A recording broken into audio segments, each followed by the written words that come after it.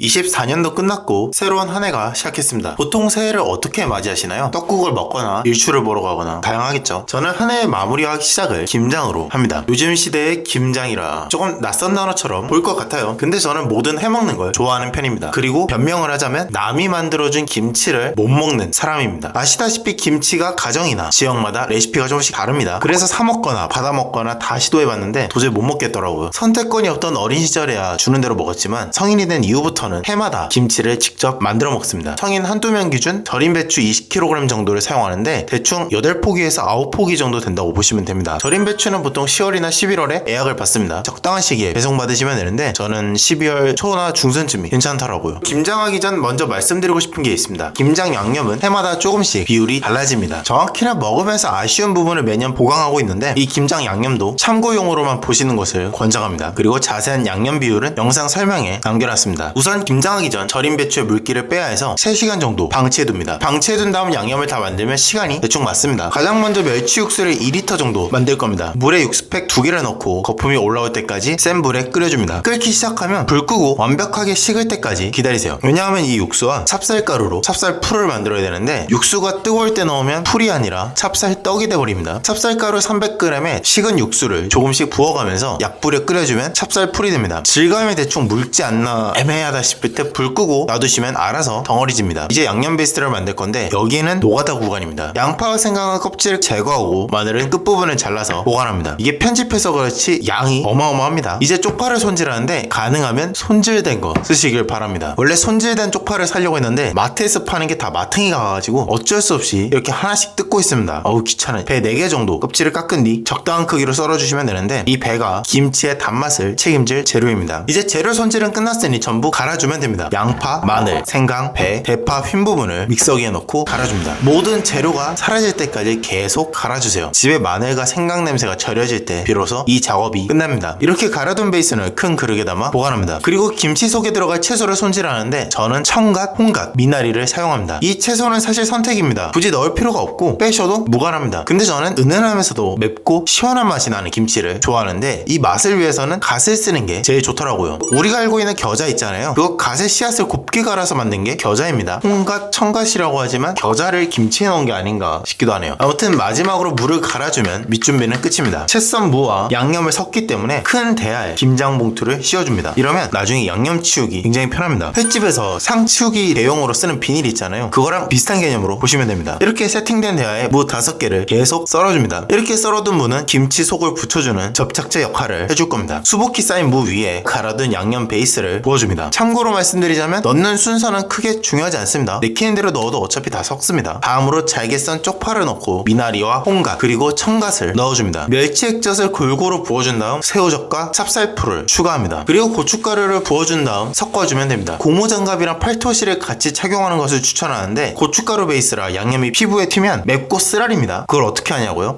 저 보세요. 고무장갑만 끼고 팔토시 없이 하는 바람에 양념이 팔뚝으로 다 튀었습니다. 이렇게 완성된 김치속은 배추에 골고루 채워주면 끝입니다. 배추에 김치속을 채우다 보면 허리랑 무릎 쪽이 엄청 배깁니다. 만약 본인이 김장을 한다 그러면 끝나고 스트레칭이라도 하거나 전기장판에 몸을 푸는 것을 추천합니다. 고생은 했지만 이렇게 만든 김치를 보면 괜히 뿌듯합니다. 그리고 뭔가 1년 준비를 잘한 기분이 드는 착각도 좀 있습니다. 이 기분을 유지하면서 수육을 만들어보죠. 김장하는 이유는 이게 메인이죠. 김치 먹으려고 합니까? 수육 먹으려고 하는 거지. 김치에 사용하는 양파와 생강, 대파 이 재료는 일부를 좀 빼둡니다. 여기에 앞다리살과 삼겹살 그리고 항정살을 같이 넣습니다. 고추랑 된장도 조금 넣고 끓여주는데 중불에 2시간 이상 저온 조리해주는 것이 포인트입니다. 이렇게 대량의 고기로 수육을 만들면 약간 수비드한 느낌의 식감을 낼 수 있습니다. 특히 항정살과 삼겹살은 지방도 많아 익는 데는 큰 문제가 없습니다. 하지만 너무 큰 고기는 피해주시면 더 좋고요. 만약 좀 더 특별하게 먹고 싶다면 고기의 수분을 모두 날리고 기름에 1에서 2분간 바짝 튀겨주는 것을 추천합니다. 저는 바삭한 식감의 수육이 땡겨서 만들었지만 다시 말하지만 선택입니다. 좀 귀찮아요. 다오지간 고기는 먹기 적당한 크기로 썰어주시면 완성입니다. 이렇게 만든 고기와 김치 그리고 술이랑 같이 먹으면 너무 좋죠. 저는 김치를 만들어 먹는 게 좋아서 했지만 김치를 싫어하거나 별로 안 드시면 김치 같은 거 사드시는 게 훨씬 이득일 겁니다. 비용이 그래도 10만원 정도 넘게 나왔으니까 굳이 그 돈과 노동력을 태울까에 대해서 고민되면 오히려 안 하는 게 좋을 수도 있죠. 하지만 저는 이 손수 만든 김치의 맛을 포기하지는 않을 겁니다. 그래서 내년도 다른 레시피로 만들겠죠. 꽤 늦었지만 새해 복 많이 받으시고 행운 가득한 한 해가 되시기를 바라며 김장은 여기서 마무리합니다.